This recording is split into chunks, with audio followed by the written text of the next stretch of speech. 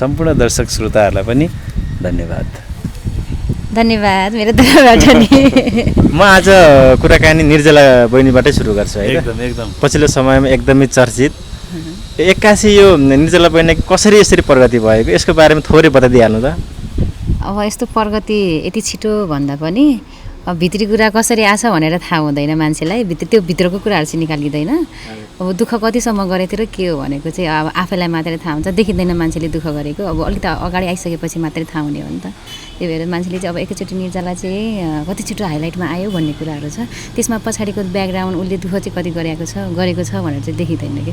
तपाईँको दुःख त थाहा कसैलाई पनि हुँदैन, तर तपाईँ सङ्घर्ष गर्न लागि ठ्याक्कै अहिले कति वर्ष भयो दर्शकलाई भनिदिनु न, तपाईँले कति वर्ष सङ्घर्ष गर्नुभयो, कसरी यहाँसम्म पुग्नुभयो त्यो पनि थोरै दर्शकलाई बताइदिनु न आज। मैले सङ्घर्ष गरेको त यो क्षेत्रमा त भयो 9 वर्ष जति भयो। अहिले 10 वर्षको के अरे पाइलट 10 वर्षमा पाइलट टेक्दा चाहिँ जे होस् अलिकति मान्छेहरूले हेर्दा दर्शकहरूले हेर्दा चाहिँ निर्जला भनेर थोरै चिनिने अनुहार भएको छ, एकदमै खुसी लाग्छ। यत्रो सङ्घर्षपछिको सफलतापछिको तपाईँको यो खुसी कसरी व्यक्त गर्नुहुन्छ दर्शकसँग? खै त्यो त म भन्नै सकिँदैन। दर्शकले नै दिएको खुसी हो यो होइन मेरो लागि। अब मैले दर्शकहरूले मलाई नहेरिदिएको भए, मेरो गीत नहेरिदिएको भए म आज यो ठाउँमा पनि हुन्थिनँ होला जस्तो लाग्छ मलाई।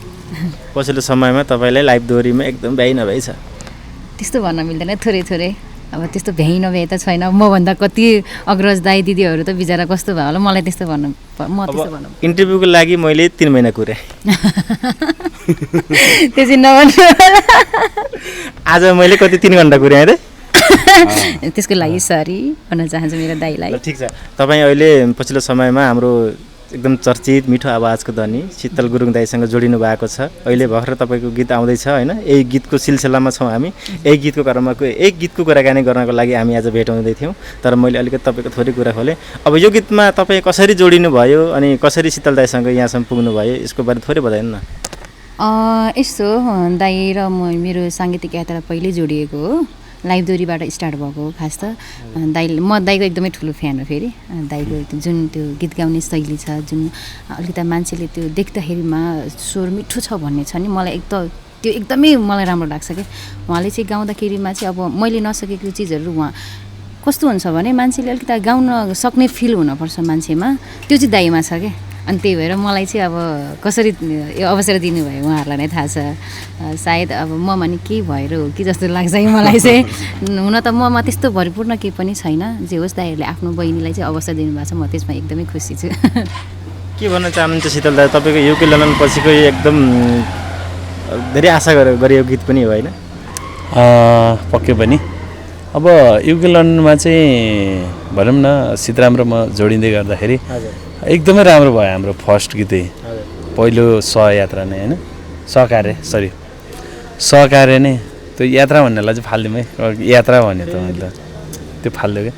अनि हाम्रो यो के अरे युके लन्डन चाहिँ पहिलो सहकार्य नै यति राम्रो चाहिँ दर्शक श्रोताहरूले मन पराइदिनु भयो। अहिले पछिल्लो यो चाहिँ हाम्रो सेकेन्ड होइन सीताराम, सेकेन्ड गीत चाहिँ अब युके के अरे हङकङ सिङ्गापुरको चाहिँ हामी फेरि योमा नि जोडिँदैछौँ। यो पनि एकदमै आशा गरेछौँ, अब हेरौँ अब त्यो चाहिँ कतिको त्यो आशा चाहिँ कतिको यहाँहरूले चाहिँ मन पराइदिनुहुन्छ त्यो चाहिँ हेर्नै बाँकी छ। जस यो गीतलाई चाहिँ अब बहिनीलाई चाहिँ सुट हुन्छ भनेर नै हामीले चाहिँ दिप्दै अनि सीताराम मैले चाहिँ निर्जलालाई एउटा यो गीतमा चाहिँ अगाडि बढाउँ न भनेर चाहिँ यो अवसर चाहिँ बहिनीलाई छ, आशीर्वाद छ एकदमै दाइको तर्फबाट। ठिक छ, मैले यही क्वेसन गर्दै थिएँ, तपाईँले भनिदिइहाल्नु भयो। यसमा फेरि हाम्रो सीताराम सर पनि हुनुहुन्छ होइन, सीताराम सरको चाहिँ शब्द, तपाईँको आवाज एकदम, अनि गोविन्द पङ्गेनीको लय। यतिखेर हाम्रो गोविन्द सरलाई पनि हृदयदेखि नै एकदमै सम्मान व्यक्त गर्न चाहन्छु, सम्झिन चाहन्छु है। यति मिठो लय बनाइदिनु भएको छ मेरो अनुरोधलाई स्वीकारेर। अनि त्यसै गरी अब त्यसमा चाहिँ हाम्रो सीताराम परिवारलाई पनि एकदमै धन्यवाद नदिइरहन सक्दिनँ म, किनभने यति धेरै मिठो यति मेहनत गरेर चाहिँ युके लन्डनमा जति मेहनत गरिदिनु भएको छ योमा अझै धेरै मेहनत गरेर लेखिदिनु भएको छ। एकदमै थ्याङ्क यू सो मच है राजा। ल म एकैछिन सीताराम सरसँग पनि कुराकानी गर्छु। सीताराम सर म सरै भन्छु अहिले चाहिँ तपाईँलाई चाहिँ युके लन्डन पछिको एकदम शीतल दाइसँग एकदम फापेको छ जे होस् होइन, त्यसपछिको तपाईँको धेरै सहकार्य भयो, धेरै गीत सङ्गीतमा शब्दहरू भर्नुभयो, अहिले चाहिँ कस्तो लागिरहेछ थोरै भनिदिनु नि त। अब एकदम गीत सङ्गीतको पाटोमा अनवरत रूपमा लगभग 1.5 दशक पार गरियो। 1.5 दशक भइसक्यो। तर पछिल्लो समयमा जुन हाम्रो निर्जला गुरुङ बहिनी अनि शीतल गुरुङ अनि फेरि हाम्रो दीप कोके दाई हुनुहुन्छ अनि गोविन्द पङ्गिनी एउटा बलियो टिम बनेर जोडिएका छौँ हामी चाहिँ। र यसमा चाहिँ अब मैले शब्द कोर्ने प्रयास मात्रै गरेको हो, उत्कृष्ट शब्द कोरेको छु भन्दिनँ, तर युके लन्डनमा भन्दा अझै मेहनत गरेको चाहिँ छु मैले आफूलाई। अझै राम्रो दिनुपर्छ भन्ने प्रयासमा चाहिँ म लागेको हो यो गीतमा, हङकङ सिङ्गापुरकोमा। विशेष गरी यसमा चाहिँ हाम्रो कोकिल कण्ठ सुमधुर आवाजको धनी अब शीतलले तपाईँ भनेर सम्बोधन गरिहाल्नु भयो होइन, अब म चाहिँ तनै भन्छु होइन। जुन यसले माया हो तर साथीभाइ हो, जुन आवाज गाएको छ, जुन मिठासपन गाएको छ त्यसको त म एकदम बयान गरेर साध्यै लाग्दैन। म यसको आवाजको एकदम ठुलो फ्यान हो शीतलको। अनि निर्जला गुरुङको त कुरै नगरौँ होइन, अब उसको आवाजदेखि लिएर शब्द गाउने शैलीदेखि लिएर फेसको एक्सपिरियन्सको म ठुलो फ्यान है। अनि एकदम बहिनीलाई चाहिँ हामीले सल्लाह गऱ्यौँ, दिप दाई अनि शीतल अनि म बसेर सल्लाह गऱ्यौँ, ल यसपालि चाहिँ अब हामी निर्जला गुरुङसँग सहकार्य गरौँ भन्ने कुराहरू भइसकेपछि चाहिँ ल हुन्छ भनेर हामीले यसरी अगाडि बढायौँ। र विशेष गरी यस गीतको लय यति मेहनत गरेर हामी शीतल म उही गोविन्द जीकै रुममा गएर चाहिँ हामी 3 जना बसेर छलफल गर्दै जुन गोविन्द सरले बनाउनु भयो नि यो लय एकदम मलाई एकदम सम्मान गर्न चाहन्छु। मलाई फापेको मान्छे पनि हो गोविन्द। अब शीतल र मेरो लागि कतिको फाप्नुहुन्छ भन्ने पनि छ होइन।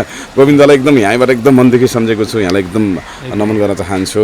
र अब यो गीत चाहिँ हाम्रो टिम बलियो टिम भएर काम गर्ने प्रयास गरेका छौँ। हुन त कतिपय गर्दै पनि रिजल्ट के हुन्छ भने त्यो दर्शकहरूको हातमा हो। हामीले त ल्याएर ठ्याक्क छोडिदिने हो, दर्शकहरूको जिम्मामा छोड्दैछौँ केही दिनमा। अब सम्भवतः अब आजको केही दिनमा चाहिँ हाम्रो यो गीत दिपको केही युट्युब च्यानलबाट आउँदैछ, दिप गुरुङ दाइकै युट्युबबाट। र सबैले माया गरिदिनु होला भन्न चाहन्छु। र मैले शब्दको भूमिकामा चाहिँ सक्दो कोसिस गरेको छु यसमा। त्यो बेलामा निर्जला बहिनीसँग फेरि थोरै कुराकानी जोड्छु। जस्तो बहिनी पछिल्लो समयमा एकदमै चर्चामा आउनुभयो। चर्चामा आइसकेपछि हाम्रो अन्तर्वार्तामा हरेक कसैको अन्तर्वार्तामा पनि निर्जला गुरुङको चिज गुरुङको इन्टरभ्यू चाहियो। यो कमेन्ट धेरै आउँछ कि, म यो कमेन्टको आधारमा भनेको, तपाईँले गएर हेर्न पनि सक्नुहुन्छ। तर तपाईँको इन्टरभ्यू आज जाँदैछ, के भन्न चाहनुहुन्छ उहाँहरूलाई इन्टरभ्यूको बारेमा? हजुर एकछिन बस्नु दाइ, एकछिन सोध्नु। नयाँ गीत आउँदैछ, नयाँ गीत दाइ अहिले युके जानुभएको छ। दाइ आइसकेपछि चाहिँ हामी इन्टरभ्यू दिन्छौँ। अहिले बिचरा उहाँ विदेशमा हुनुहुन्छ, अब अहिले हेरिराख्नु भयो होला सायद। अब नेपाल आइसकेपछि चाहिँ इन्टरभ्यू दिन्छौँ। मलाई हेर्न त म जसरी पनि लगाउँछु। अवश्य लगाउनु होला। के भन्न चाहनुहुन्छ अब चिज दाइलाई स्पेसल चिज दाइलाई? राम्रोसँग युकेको बसाइ राम्रो होस्, धेरै पैसा कमाउनु होला, पैसा र पैसा माया अझै दर्शकको माया धेरै पाइराखौँ। मैले भन्दा धेरै यहाँले त अझै पाइराख्नु नै भएको छ होइन। र आफ्नो ख्याल गर्नु होला युकेमा बसेर पनि भन्न चाहन्छु। धन्यवाद। ल यतिको बेला चाहिँ हामी यो हङकङ सिङ्गापुर होइन, हङकङ सिङ्गापुरको विशेष कुराकानीमा छौँ। अब यो हङकङ सिङ्गापुरको कुराकानीमा बस्दा एउटा गीत हङकङ सिङ्गापुर सुन्न मिल्छ कि दाइ अहिले? हुन्छ, बहिनीले गाउँछ। होइन बहिनीबाट जाउँ आज, ल बहिनीबाट जाउँ। त्यसपछि शीतल दाइले गाउनुहुन्छ, त्यसपछि सीताराम सरले गाउनुहुन्छ। त्यो गीत सम्झना खोइ हाम्रो अनि फ्रेममै राम्रो आएन त। उठाउने कसरी कस्तो बिर्सेको कन्फ्युज